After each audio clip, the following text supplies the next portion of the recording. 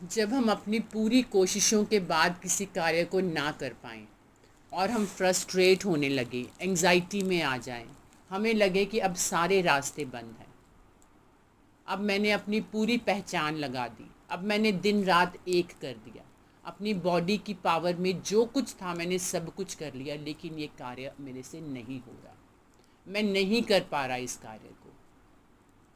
हम कितने भाग्यशाली हैं कि जब हमारे सारे रास्ते बंद हो जाते हैं, उस समय के लिए ही प्रभु परमेश्वर ने हमें वचन दिया है।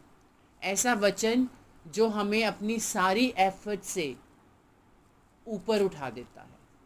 क्या कहता है वचन? ये ना तो बल से और ना शक्ति से, परंतु मेरी आत्मा के द्वारा होगा, मुझ सेनाओं के यहोवा का यही वचन है।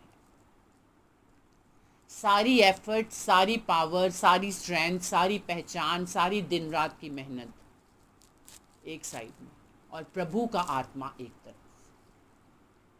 उसके पवित्र आत्मा के लिए कोई कार्य मुश्किल नहीं है। वो अपने समय में उस कार्य को पूर्ण करेगा। बस हमें, जब हम उस हताश की सिचुएशन में हैं, जब हम एंग्जाइटी की सिचुएशन में हैं, हमें उस नेगेटिविटी के सर्कल से निकलना है। हम कई बार जब हताश होते हैं तो हम उसी नेगेटिविटी के सर्कल में सोचते रहते हैं, नेगेटिव सोचते रहते हैं, सोचते रहते हैं। जब मन के अंदर नेगेटिव चल रहा है तो बाहर पॉजिटिव मैनिफेस्ट नहीं हो सकता। तो उस जो मन में नेगेटिव चल रहा है उससे हमने कैसे बाहर निकलना है? हमें यू टर्न लेना है अपने मुंह के शब्दों से, इस वचन को याद करते हुए।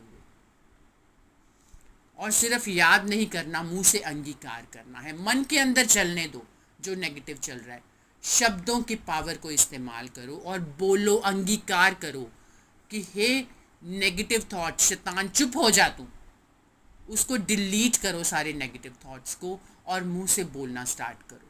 मन में फिर भी चलेगा कि नहीं होगा, नहीं होगा, नहीं होगा, लेकिन जब आप मुंह से बोलते रहोगे, ना तो बल से ना शक्ति से, परंतु मेरी आत्मा के द्वारा हो जाएगा। ना तो बल से ना शक्ति से, परंतु मेरी आत्मा के द्वारा हो जाएगा। ना तो बल से ना शक्ति से, मेरे साथ बोलिए, ना तो बल से ना शक्ति से, पर आत्मा के द्वारा हो जाएगा। ना तो बल से ना शक्ति से, पर मेरी आत्मा के द्वारा हो जाएगा। ना तो बल से ना शक्ति से, पर मेरी आत्मा के द्वारा हो जाएगा।